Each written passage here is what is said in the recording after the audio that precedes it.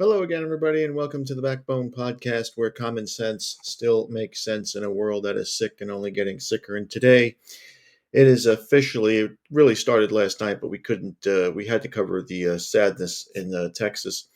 But it is now, we're going to kick off Superman week. As you know, Friday, the 11th, July 11th, is the world opening of the new Superman film by James Gunn.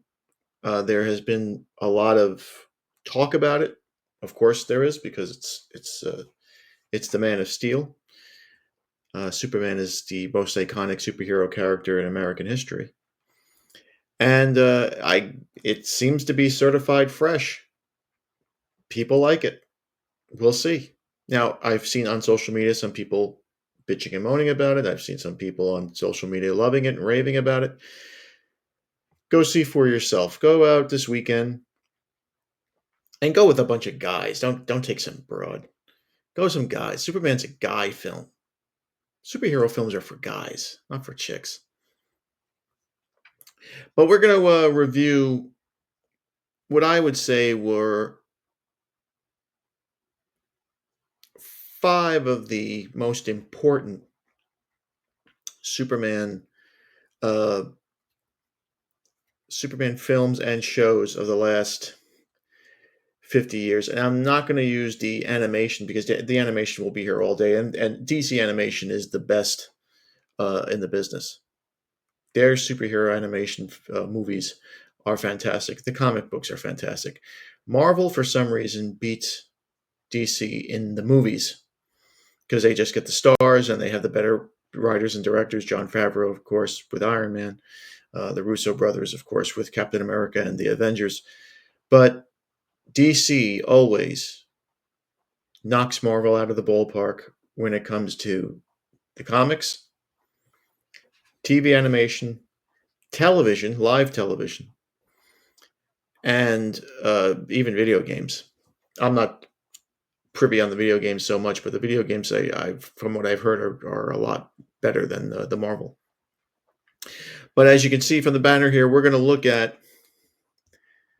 the great movie of my generation, a movie I saw in the movie theater when I was about 4 years old. And this was the Christopher Reeve interpretation of Superman the movie with the great Gene Hackman as the best Lex Luthor. This movie was tremendous. It was originally written by Mario Puzo, who, of course, wrote The Godfather.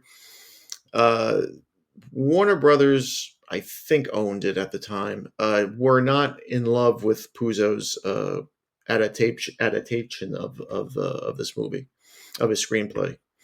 And that's when they hired Richard Donner to rewrite it a little bit and direct it, and he ended up making the first two. Now, I don't know if they're going to boot me off for having this image here, so I might change it in a little bit. This is for informational purposes, of course. But if you did not see the first Superman, well, the Superman movie of 1978, it is tremendous. I think the only movie that really beat it out was Superman 2. Now, in Superman 1, we start off as the origin story, which they pretty much always do nowadays. We start on Krypton with Marlon Brando playing Jor-El wrapped in aluminum foil. And he's a member of the High Council, and he sentences right off the bat, they sentence General Zod, Ursa, and Non to the Phantom Zone. And this pretty much is the precursor to Part 2, right? They basically tell you, we're going to give you a Part 2, and we're going to have this. These are going to be the three nemesis to Superman in Part 2. But as they sentence and they send Zod into the Phantom Zone, Jor-El also warns Kryptonians that Krypton is about to die. The planet itself is about to die. And it's going to be destroyed by its giant red supergiant sun.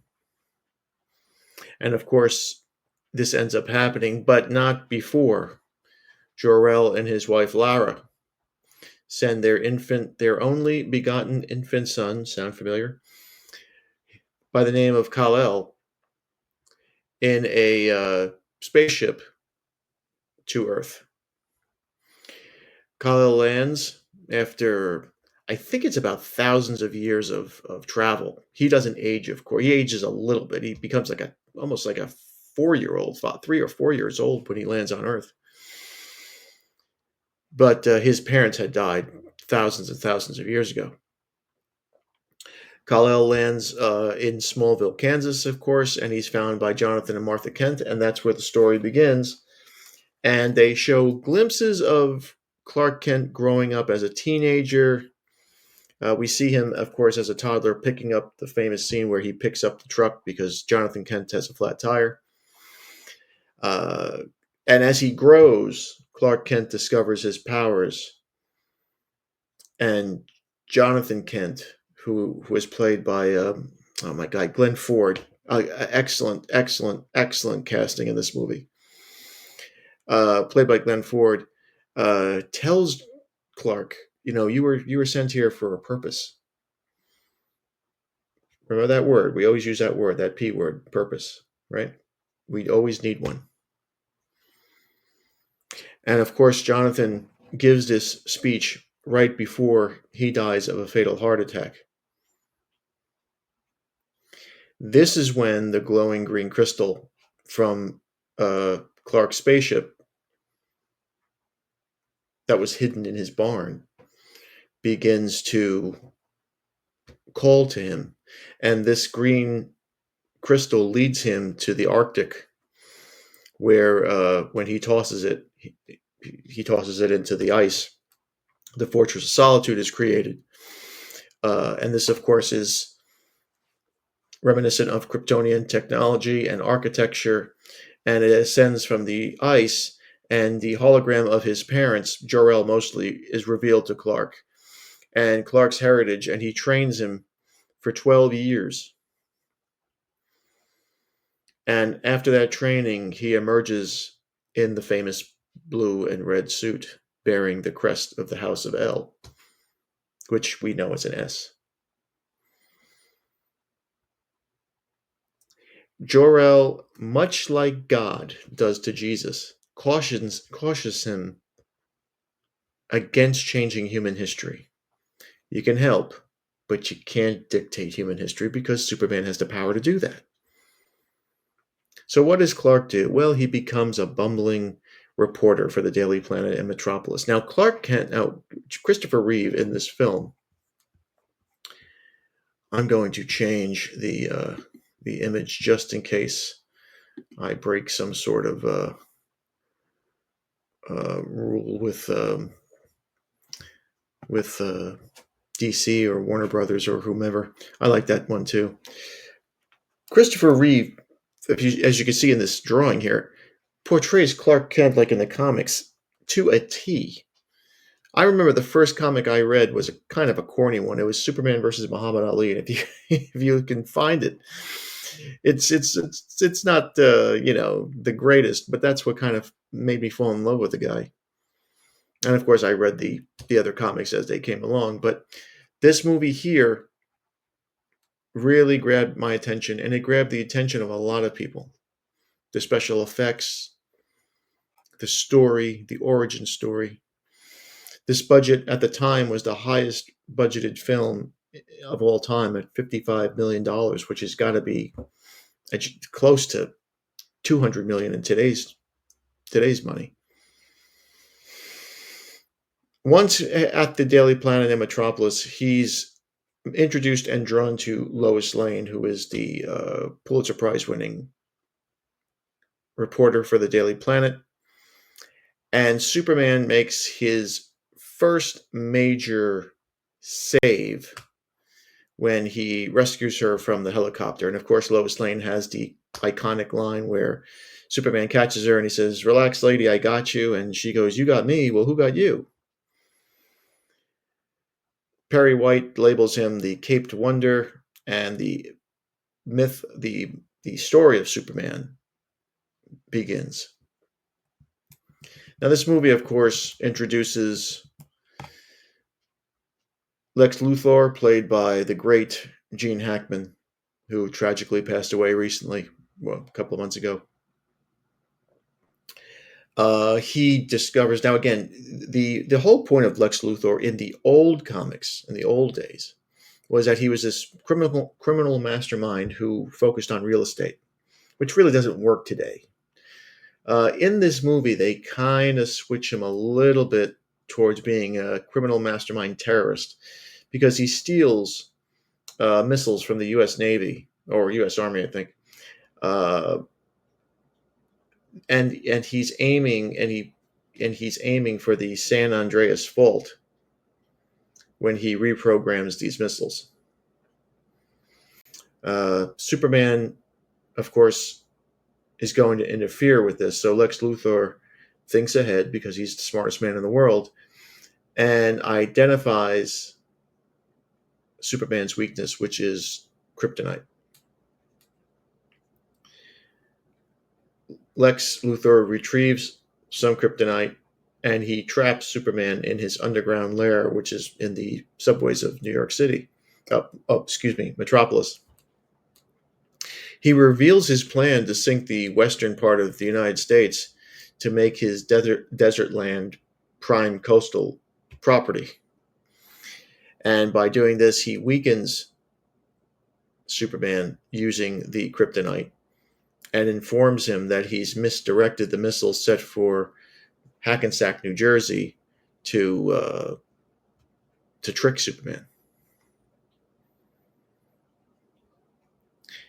Of course, a woman always ruins everything, and Miss Tessmacher, who was played by the hot Janine Perrin, I think her name was, she frees Superman because her mother lives in Hackensack, and she sends him. He goes into space, and he sends.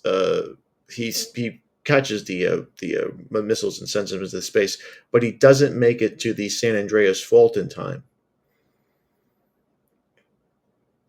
And as Superman rescues everyone else, Lois Lane is trapped in the aftershock of this earthquake in her car, and she suffocates and dies. Now, Superman, of course, is distraught. He's enraged at not having been able to save Lois Lane. And Superman disregards Jor-El's warning against changing history. And he goes more into Jonathan's belief to pursue, to help others, to save others, to use his powers for good. And he flies around the earth. And if you remember this scene, it's pretty freaking awesome. And especially in those days, he flies around the earth so fast that he reverses time and he makes time go backwards. And he prevents Lois Lane's death and the missile destruction. And he saves the West Coast and then imprisons Lex Luthor and his bumbling assistant Otis, who's played by, God, what the hell was that name? What the hell was that guy's name? Jesus. Oh, my goodness. Oh, it was Valerie Perrin, I'm sorry, who played Miss Tessmacher. Ned Beatty. Ned Beatty played Otis. And that was such a great film. I remember seeing it in the movie theaters. I said RKO Theater, and I think it was in New Rochelle. And the first script that Puzo wrote was about 400 pages combined, and it was a bit, as they say, campy. There were some cameo appearances, I think famously Telly Savalas, who played Kojak, if you're a certain age you wouldn't know that, appeared in it, and he had a famous lines of "Who loves you, baby?" Pre-production had initially started at the Cinecittà Studios in Rome, and they had construction sets up. They had flying tests being experimented, but they had to moved the film out of Italy because Marlon Brando had an arrest warrant on him for sexual obscenity in The Last Tango in Paris. The Last Tango in Paris was a very crazy movie that was made. Marlon Brando, it is believed, had sex for real with the actress that was there, and she was a very young girl at the time. So they had to move. He had charges against him, so he couldn't go to Italy. So they had to move the production to England, and that's where most of the film was made. I remember this film fondly. The scenes where he flies, the S on his forehead that I tried to have as a little boy. Of course, I had curly hair, so it didn't work too well. Margot Kidder was just right as Lois Lane. Lois Lane is now miscast and misrepresented all the time as more of a bitch than a hard nosed reporter. Almost every Lois Lane portrayal now is she's just bitchy. And that's not how Lois Lane was in the comics. That's not how Lois Lane was in the early animation movies or shows, especially in the Justice League. It's not how she should be portrayed. Perry White was perfect. Jimmy Olsen was perfect. And as I said, the man who stole the show was Gene Hackman. He was fantastic. He was really Lex Luthor. Funny, great wit, tremendous delivery, just can't miss. This film is can't miss. And if you want to see a great superhero film, this is the one to see. And so we're going to be doing some reminiscing about Superman. We're going to look into Superman 2 tomorrow as we talk about the great Terrence Stamp, who played, in my view, the best General Zod we've ever seen. We see Ursa and Non, which we saw in The Man of Steel. The Ursa was kind of a ripoff in that one too. I can't say ripoff; she's the same character, but it didn't have the same effect for me. I love The Man of Steel. I thought it was fantastic. Many people didn't. We'll do The Man of Steel on Thursday. Tomorrow we'll do Superman 2. I can't believe it's Wednesday already. Then tomorrow was Wednesday. Thursday we'll do Man of Steel. Friday I'm going to do, of course, Smallville, the TV show, which I loved. I will not be doing Lois and Clark because I thought that they made Superman out to be such a cuck in that show over the last 2 seasons when it mercifully ended early that I will refuse to mention. That is not part of canon, if you ask me. But this was. They followed the comics pretty close. And they did a wonderful job, I thought this was tremendous. As I said, the film was budgeted at $55 million. It made a box office clearing of $300 million, which is, I mean, you gotta think that's close to what, 7, 8, maybe 900 million today. And the music, of course, was by the great John Williams. And the opening was, if you ask any Star Wars fan, they would say that it was a copy of the Star Wars opening of the S just flying out from below the screen to the upper part of the screen, and with the little elongated stretching of the S, which I thought was cool as shit. But Star Wars fans always try to say, "Oh, you copied us. You did that." No, just shut up. Superman is a unique character. He's the guy that started it all. Without him, there probably wouldn't be a Star Wars. But I think it's good that we take a break from all the terror and horrors of this world so far, and we finally have something cool to look forward to. And I hope that all of you see it, and I hope you all enjoy it. He is a tremendous character. The problem with Superman is, unlike other characters, he has to have a conscience. He's a Boy Scout. He's a Boy Scout he's the invincible Boy Scout, right? He can do anything he wants, but he doesn't. He can rule the world if he wanted to, but he doesn't. He can conquer the universe if he wanted to, He doesn't. He can punch holes into different dimensions whenever he wants. He doesn't. He can take anybody's girlfriend or anybody's wife. He doesn't. He's just a nice guy with superpowers. He's a great guy who could fly. And I guess that's what makes him so special. But in this cynical world, it makes him boring. We'll see how the film goes on Saturday. I'm gonna that's when I'm seeing it on Saturday. Maybe Friday. I'll try to take the kids on Friday, but I'm looking forward to it. I always look forward to his films. I just hope they do him a little bit of justice. And I'd like to talk about, if we get a chance during the reviews, the Kevin Smith story, true Hollywood story, if you will, of how he wrote a Superman version. And he pretty much started the whole crossover thing of different superheroes. Because back in the day, you have to remember something. Back in the day, Batman was in Batman's universe. There was nobody else. Superman was in Superman's universe. Captain America was in Captain America's universe. There were no crossovers when they made these films or TV shows. There was nobody helping Spider-Man.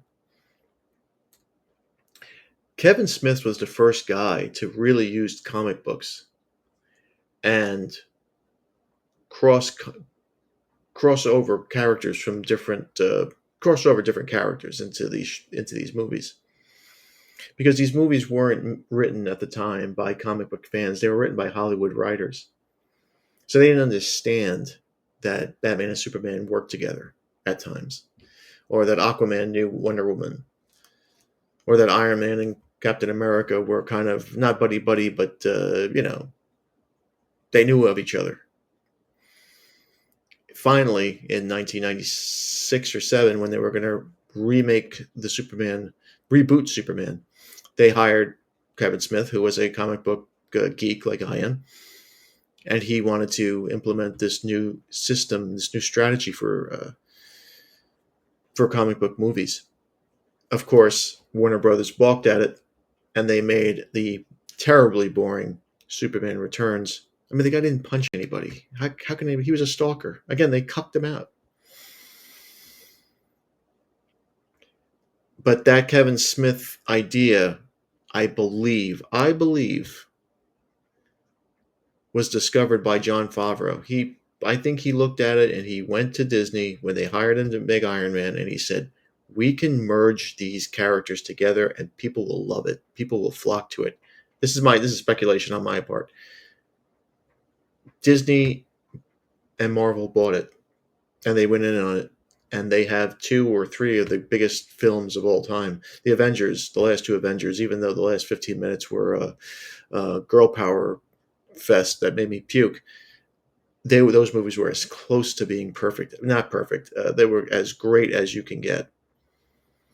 And let's hope that this Superman film can live up to the hype. It usually doesn't, but let's see. Well, anyway, how do we leave you?